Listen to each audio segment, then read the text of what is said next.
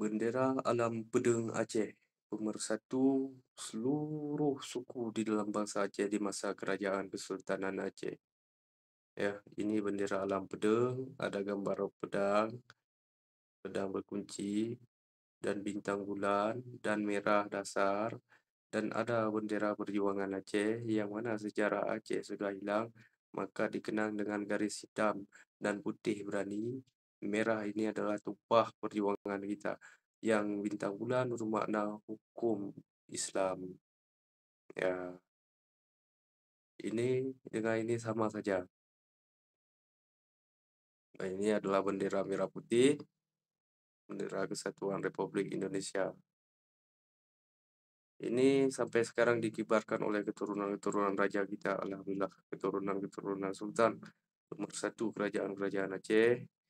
Dan ini alhamdulillah masih kita kenang di setiap 4 Desember, masih dikenali oleh generasi-generasi kita. Dan ini masih dalam tahap perjuangan oleh pemimpin kita, dan kita berdoa kepada Allah Subhanahu Wa Taala, pemimpin kita di Aceh dan pemimpin di pusat, untuk segera selesaikan bahwasanya bendera ini harus bersanding dengan merah putih.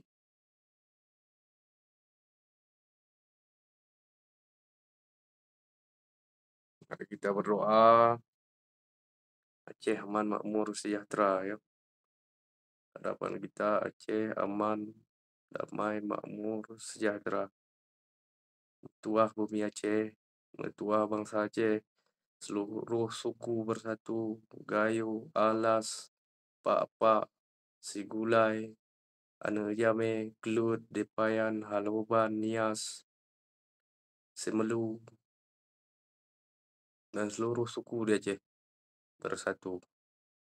Kompak, jaga kekompakan di dalam Aceh, sehingga bangsa kita kuat.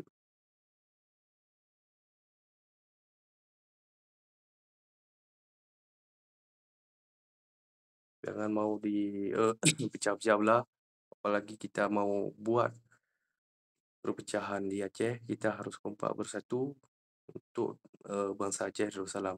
Lambang kita bintang bulan, satu kaedah, iaitu hukum Allah, hukum Allah. Aceh yang satu, hukum Allah.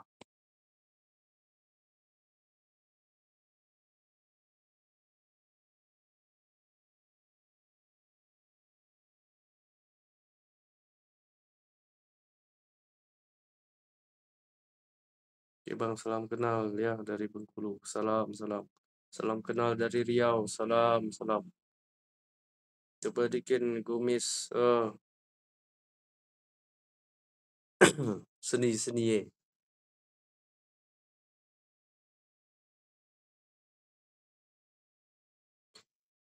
Niat mau ke bandar mancing aman, Kasuhu aman. Aceh tetap aman. Aceh dari sejak perdamaian sampai hari ini tetap menjaga perdamaian. Tetapi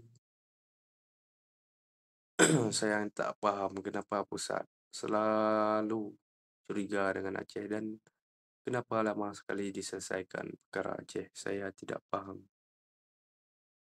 Salam kenal dari Aceh Barat. Bang Puna rencana tapu bendera 15 sesuai arahan Mualim. Tidak ada perintah untuk kibarkan bendera. Kita punya pimpinan, kita harus ikut pimpinan.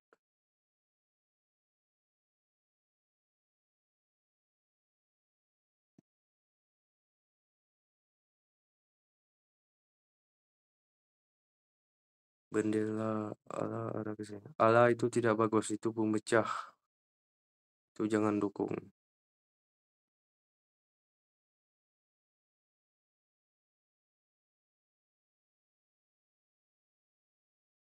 Kamu ini tengah gelang dana kue Selatan, amin.